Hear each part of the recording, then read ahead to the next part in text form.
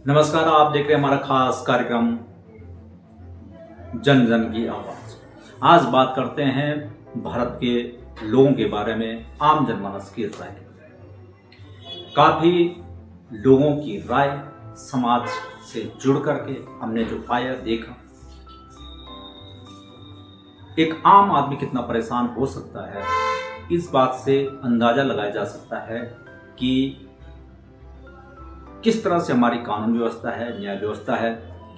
कई कई मामले 20-20 साल कोर्ट में लगे हुए हैं, फैसले नहीं, यानी तारीख पे तारीख तो मिलती है लेकिन फैसला नहीं। ऐसे अनेक मामले डिस्ट्रिक्ट कोर्ट से लेकर, हाई कोर्ट से लेकर सुप्रीम कोर्ट और सुप्रीम कोर्ट से वापस डिस्ट्रिक्ट, ये चल रहा है लगातार। लोग परेशान हैं कि बहुत सारे लोग इसमें इतने टेंशन में हैं, परेशान हैं। कई जगह एक भूमि में विवाद, यानी कि बंटवारा से लेकर विवाद होने में, वहाँ से डिस्ट्रिक्ट कोर्ट से लेकर के हाई कोर्ट ले सुप्रीम कोर्ट से मतलब ऐसे ही चल रहा है, कोई फैसले नहीं है। कहने का अर्थ है कि भारत के अंदर कई मामले ऐसे हैं कि जिस तरह से किसी ने किसी की ज़मीन में बैठ करके उसके सारे डॉक्यूमेंट बना के नकली तरह से, गलत तरीके से अपने नाम करके और सेल भी कर, ऐसे भी मामले आप समझ सकते हो कि हो क्या रहा है। लोग फ्रॉड कर देते हैं, सजा भी होती है, छूट के आ जाते हैं जमानत। यानी इतने मामले हैं कि लिस्ट बहुत लंबी है। ये पूरे भारत की बात कर रहा हूं कि कानून व्यवस्था से लोग परेशान हैं। एक आम आदमी कानून व्यवस्था से जहां परेशान है, वहीं जो ठीक ठाक मनी वाले लोग हैं या बाहुबली हैं, किसी तरह से भी मजबूत लोग हैं, तो कई जगह इनका दावा यह भी है कि हम कानून को अपनी जेब में रखते हैं, ये भी कहते हैं। आप समझ सकते हो इस चीज को, क्योंकि जब कोई भी मामला होता है तो पहले वो पुलिस के पास जाता है, पुलिस ही आगे उसको फॉरवर्ड करती है। लेकिन ये वो लोग हैं जो कि पुलिस को भी काम नहीं करने देते। ऐसे भी कहानी हमारे पास आई है, ऐसी भी रिपोर्ट हमारे पास है जिसमें साक्ष्य हमारे पास। भारतीय प्रशासनिक सुधार एवं जन शिकायत परिषद, जिसके फाउंडर हैं आपके दर्श चौधरी जी, राधा चौधरी, आरटीआई के माध्यम से सवाल पूछे जाते हैं, सवाल चलते रहते हैं, लेकिन कहानी कुछ और। कारण यह भी है कि आम आदमी जागरूक नहीं है और एक लॉबी सिस्टम है। राजनीति ने सबको यहाँ जो है किस तरह से कठपुतली बनाया है भारत के अंदर, ये आप समझ सकते हैं। ये मैं सीधा बोल रहा हूँ कि राजनीति में अगर किसी को हम ईमानदार बोलते तो भाई किसको ईमानदार बोलते, बड़ा प्रश्न है। क्योंकि अगर किसी नॉर्मल व्यक्ति के, सामान्य व्यक्ति कहीं जान पहचान नहीं है तो बेचारा बहुत परेशान हो जाता है। अगर सामान्य कोई नॉर्मल व्यक्ति है, अगर कोई हॉस्पिटल में भी जाता है, उसका इलाज नहीं हो पाता है, उसकी समस्या पे समस्या पे समस्या है।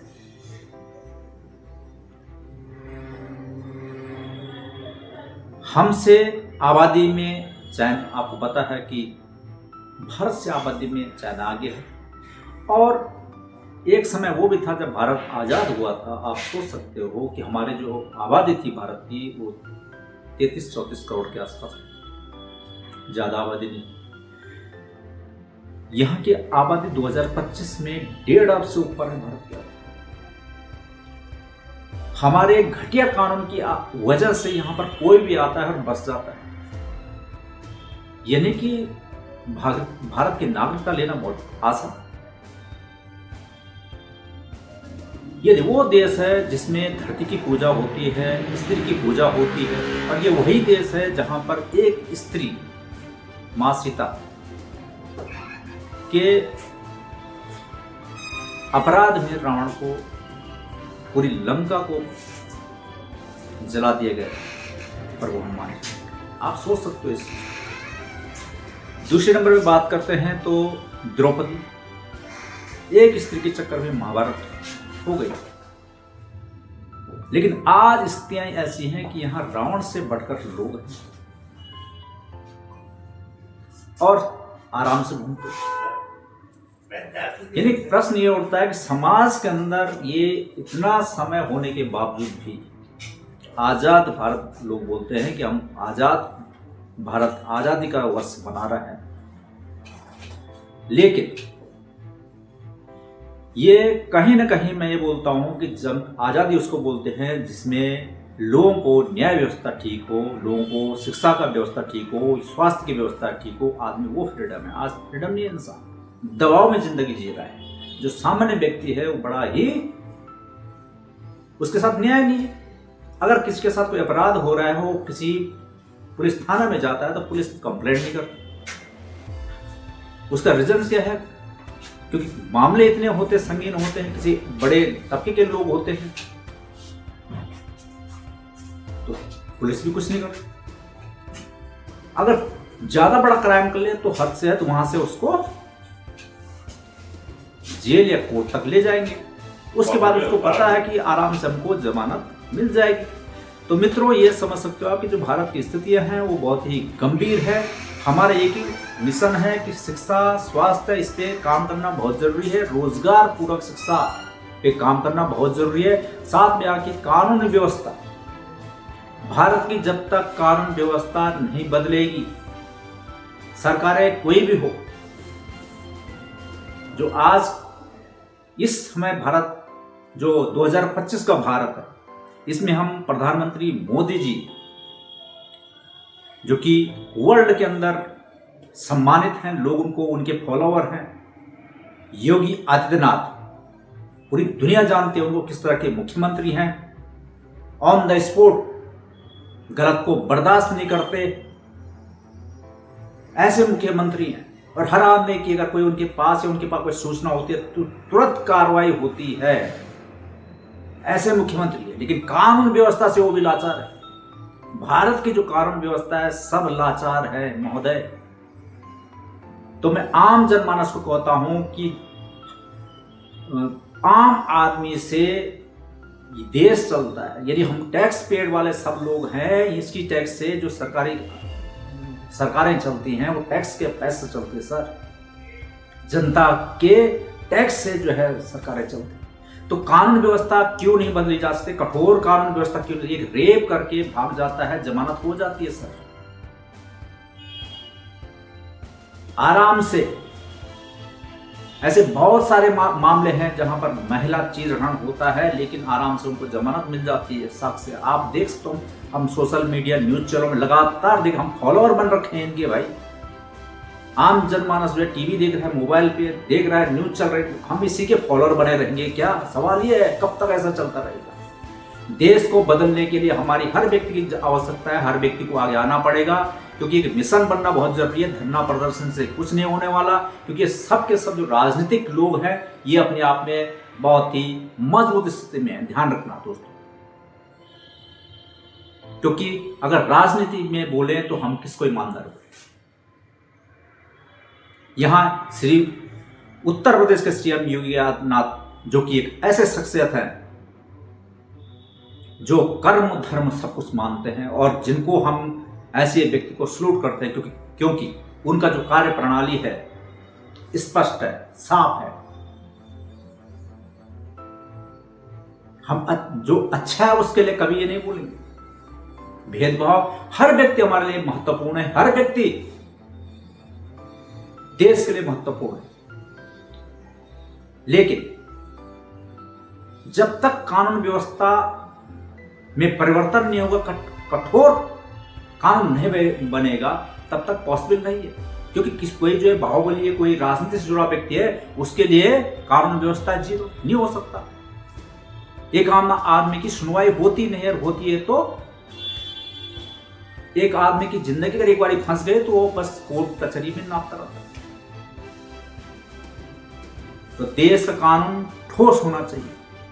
अगर उदाहरण के लिए कोई फर्जी प्रॉपर्टी है और उसका फ्रॉड तरीके से उसका रजिस्ट्रेशन या उसका रजिस्ट्री करा दी जाती है, हो जाती है,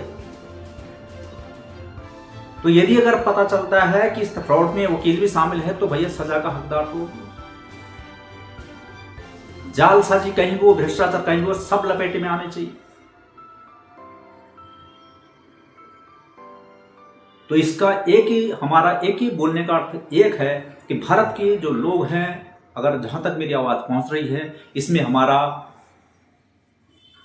हाथ जोड़कर विनती है, पूरे प्रदेश, चाहे उत्तराखंड हो, उत्तर प्रदेश हो, मध्य प्रदेश हो, झारखंड हो, पंजाब हो, कि देश में राजनीति से पहले कानून व्यवस्था बदलनी बहुत जरूरी है। सरकार, ये राजनीति वाले लोग तब तक शोषण कर सकते हैं, तब तक हमारे साथ खिलवाड़ कर सकते हैं, जब तक ठोस कानून नहीं बन जाता। क्योंकि बहुत सारे जगह मैंने ऐसे देखे जहां पर चुनाव होते हैं, वोट देते हैं, राजनीति जब चाहे वो पार्षद हो या कोई प्रधान हो या मेयर हो या बड़े चुनाव हो, सांसद हो, विधायक हो, चुनाव होते हैं, उस टाइम ऐसे हाथ जोड़कर आते हैं बहुत आसानी से हर व्यक्ति के सामने, लेकिन विजय होने के बाद किसी की शिकायत, किसी की समस्या को सुनने वाला कोई नहीं।